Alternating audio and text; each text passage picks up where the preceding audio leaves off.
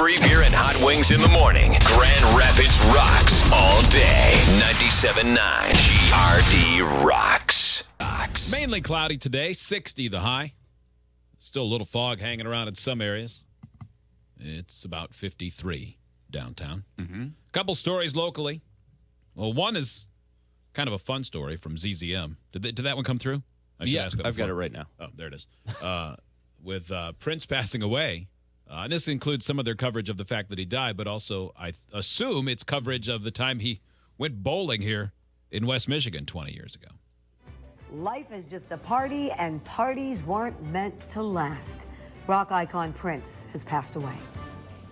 Prince was walking by the bowling counter, and he turned around, looked at me, and gave me a little smile and thumbs up, a little nod. I thought that was great.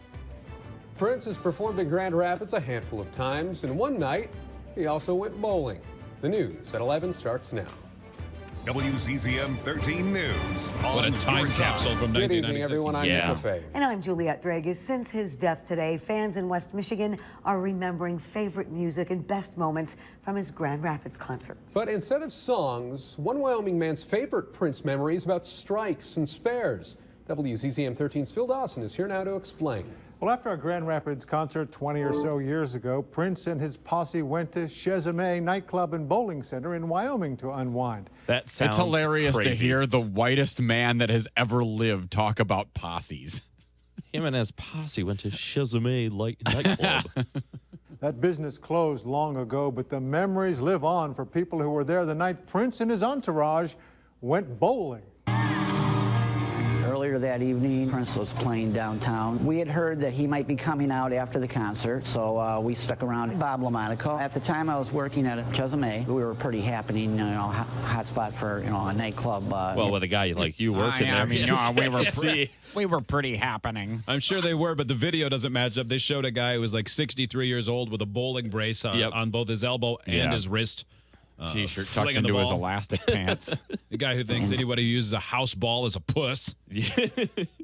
Town at the time. We had a bowling center attached. He was going to come down, maybe sign autographs in the lounge. Last time I was here, a lot of people. Here's Prince at Chezame. Yeah, to see me. When they got there, I think he stopped in the nightclub for a few minutes, but then he ended up coming into the bowling center, which I thought was great.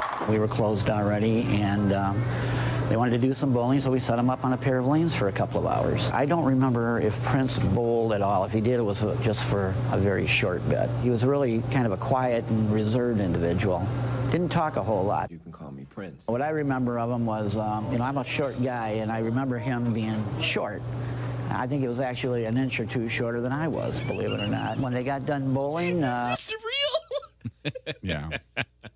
on the way out, one of his people flipped a couple of $100 bills at my brother, who was there with me, and thanked him and said they had a great time. Prince was walking by the bowling counter, and I said good night to him, and I thanked him for coming out. And he turned around, looked at me, and gave me a little smirk, a little smile, and thumbs up. And Then they went for pancakes. Yeah. And they went and played some basketball. Prince took up pliers and he separated my front two teeth. I thought that was great. I liked the guy's music. I thought he was a great artist, and the world lost a great. I'm a big fan. great talent. He has had some magnificent jams. Yeah. I mean, it was the It's gotten me so much clam. it was the one time you were liable to see two women with their hoo-has touching at the Chezame nightclub and bowling center, and for that, I'll forever thank him. It's the only time ever it's happened. I make no mistake, I love this guy, but this is a found footage interview type of. It seems like another world. It seems like it should have been lost to time and turned to dust by now, and yet here it lives on. Bowling at Chezame isn't the only time Prince went out on the town after a concert in Grand Rapids. He once showed up at the Orbit Room after a performance, and you were there, weren't you, Juliette? I was. Didn't you even try to touch Prince? I did. It was an I after party. sure did. I tried. did. I definitely tried to touch him. I tried Where, to- Juliet? Ooh. I tried to touch him everywhere. Yeah.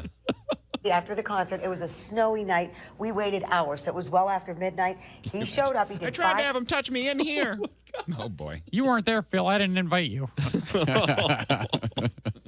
It was a different time. You were trying to touch Anne Murray. You were born 80. I was hot to trot. Trying to touch that little fella. Still am. I went to touch him, and his bodyguard went like this. It was worth it. Yeah, they're a little particular about that. My wife's actually a Minnesotan. Oh, yeah, so she, too. Nick's like, I'm from the UP. One time I drove to Minneapolis to try to kidnap him, and I couldn't get him. I couldn't. He's a wily little bugger, like a leprechaun. That guy. Crazy she and everyone else in Minnesota, obviously, like many people around the world, are for him. And then also, you were the witness whenever I got picked to go and dance on stage with Prince at Van Andel Arena. And you were the most like Prince up there. You danced. Whenever I was picked, how many times were you picked to go dance on the stage? And he was the witness for what? Hands off. Okay. Well, hands off, pants off. You know the rules. My wife's up there shaking her tatas again. P.S. Wear your glasses closer to your eyes, and you'll look less old. He really does look like he should have a sleeping cap on, talking about Santa Claus. We did. We were the same height. That's why, because he's short like me. I want to thank Bob Lamonaco for sharing his story. He no longer, Chezame no longer exists, but he's the owner of Park Center Lanes. I want to thank him for sharing his Prince memory with us because, it's pretty special. Bobby's a great guy, too. A lot of great music, a lot of great memories are going to last on for a long time for a lot of people. Sure. You shared some of your said that with such passion. Thanks, Mr. Cool. I feel like Juliet and Phil were like, oh, you're still here? They were kind of having their own thing. Yes, they were. So over at Fox 17, they had what I saw in the headline. I'm anxious to hear it. We haven't seen the story. An exclusive story about interview with the guy that did his own dragnet for sexual predators here in West Michigan. Remember that guy that's sort of vigilante? Yeah. They talked to him. Okay. People think a criminal is a stereotypical look. It can be anybody. First at 10, the vigilante responsible for helping put accused sex predators behind bars, speaking only to Fox 17 tonight. Many people know him by his YouTube profile, Anxiety War. He poses as a 15-year-old girl online, but he's actually a 23-year-old named Zach Swears. Just last week, his video showing his encounters with alleged sexual predators helped lead to the arrest of 7 men in Grand Rapids, all of whom are now facing jail time. Fox 17's Rebecca Russell sat down with Zach for an exclusive interview tonight. She's live in the studio with more on what he says inspires him to put himself out there like that. If you're Zach's family, I would be worried about him. I would be worried about him putting himself in those situations and then being out there publicly like this, because you never know what sort of weirdo. It's too small of a town to do this. Yeah, but child predators are always wimps. Well, you'd think. Typically. Unless one of them thinks they're going to get caught and their whole way of life is going to be gone. Maybe, but usually that's why they prey on kids like that, because they're losers who need somebody that small to be able to control. You're probably right, but still, it'd make me anxious. Yeah. Rebecca? Well, before today, we've only seen and heard Zach Swears in his YouTube videos. But this afternoon, I had the chance to ask him questions so many of us have been wondering, like what led him to do this in the first place? And how does he do it? And where will it end? Well, he answered those questions for us at a location you may recognize from his videos. And he had a question for our viewers as well. Our meeting started out just being an informal conversation, no cameras. Is that Riverside Park? Does anyone else recognize that? Maybe they say where it is. I'm not sure. But towards the end, Zach Swears, a.k.a. Anxiety Wars, decided he wanted to ask a question. It was then that he agreed to let us start recording. I think the question to pose people is, do you know what's really going on? Like online. People they don't think it's real. The danger's already in their house on the internet. From there, he told me about his meetings with alleged predators. One of them right here in Richmond Park. He wouldn't look at me. I'm thinking, of course I'm not a 13-year-old kid. But it helped my disguise. I didn't show up, but it was pretty good. I actually shaved my hands because if he sees me, that's why I went. Wow. Yeah, just. Whoa. This guy's like helpful Rob Bliss. Yeah. So I wouldn't look like a 23-year-old. Zach says it started out of curiosity in 2013. He wanted to know how many predators lived in the area, so he answered an ad on Craigslist, and the rest was history. He recorded his encounters wearing special sunglasses with a camera in them, evidence he would later turn over to police. The pivot head Durango, they look like these. They're not aviators so much, but of course, there's a little processor in there and stuff. You know, it's like a little computer. There's like a little circle in here, and so, but when I'm confronting people and stuff, it's weird. They don't know I'm filming them. They don't. And some of them don't. Some of them see it. And one wasn't enough. He had to keep going. It is so fun. It's like the feeling when your favorite team wins the game, just barely. At the end, but the buzzer sounds, boom. Like talking to the predator, like confronting them. Gotcha. And knowing that they're on video, it's, I don't want to say empowering, but it's fun. Oh, I think it would be a huge adrenaline rush. Oh my God. I'm not surprised at all. Terrifying. Yeah. Oh, it'd be, dude, heart pounding. Yeah. You're busting a pedophile. Mm-hmm. Yeah. Do it for that reason. He does it to empower victims to speak up, to keep these people from meeting up with actual children, and to get them help. But as far as being hailed a hero, the Vigilante says that's not me.